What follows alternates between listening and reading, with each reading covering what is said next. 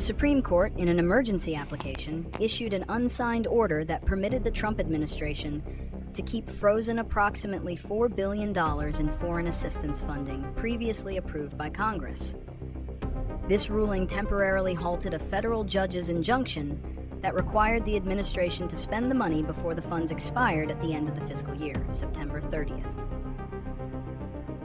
Key reasons for the decision. The 6-3 decision, with the court's conservative majority prevailing, was not a final ruling on the merits, but a preliminary stay. The majority offered two principal justifications for its decision. Likely success on statutory grounds.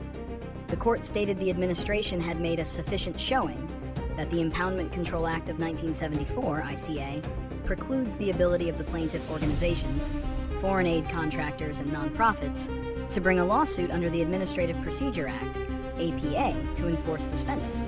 In essence, the court suggested the ICA may be the only avenue to challenge impoundment, potentially shutting the door on litigation by affected private parties. Balance of harms. The majority argued that the government's claimed harm to the executive branch's ability to conduct foreign affairs and diplomatic negotiations by being forced to immediately obligate the funds appeared to outweigh the potential harm faced by the plaintiffs. The separation of powers conflict. At the heart of the dispute is a fundamental question of the separation of powers, specifically Congress's power of the purse. Congress explicitly appropriated the $4 billion for specific programs like global health, development, and democracy initiatives. The executive branch, however, sought to cancel the spending using a controversial and rarely employed tactic known as a pocket rescission. Under the ICA, a president can propose a rescission, freezing the funds for 45 days while Congress considers the request. By issuing this request late in the fiscal year, the administration engineered a scenario where the 45-day window would extend past the statutory expiration date of the funds. Consequently, even if Congress took no action, the funds would automatically expire, effectively allowing the president to unilaterally cut spending without legislative approval, a clear challenge to the authority of Congress. Justice Elena Kagan, writing in dissent and joined by Justices Sotomayor and Jackson, forcefully articulated that the effect of the majority's stay was to allow the executive branch to usurp Congress' power of the purse and ensure the funds will now never reach its intended recipients due to the impending expiration date. Consequences of the ruling. The immediate consequences of this ruling are twofold: practical and constitutional. Humanitarian and programmatic harm. For the international aid community, the ruling meant an immediate halt to billions of dollars designated for critical health, democracy, and development work. Aid organizations and contractors, many heavily reliant on these U.S. funds, faced immediate financial collapse and were forced to cease vital operations, resulting in palpable humanitarian harm in vulnerable communities globally. Erosion of congressional authority. Constitutionally, the ruling emboldens the executive branch to test the limits of its spending authority. By granting the emergency stay, the Supreme Court effectively blessed, for the time being, a unilateral executive action that overrides a clear legislative appropriation.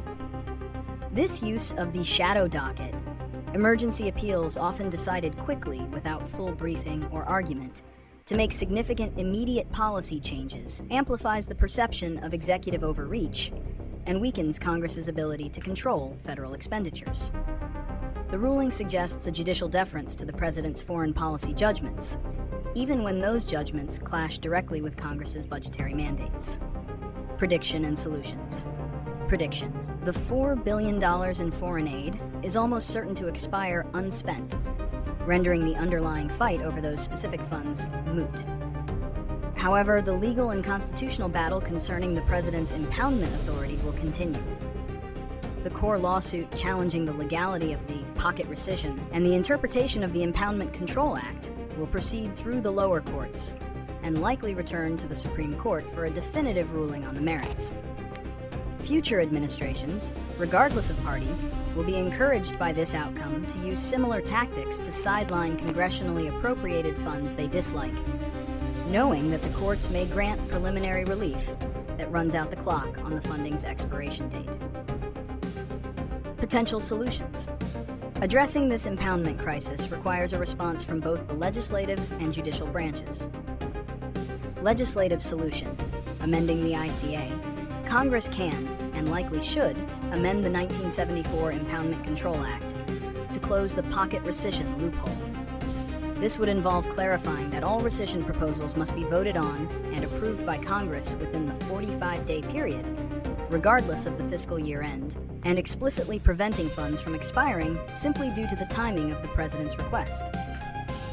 Furthermore, Congress could strengthen the ICA by explicitly creating a private right of action, allowing affected organizations to sue the executive branch without constitutional ambiguity.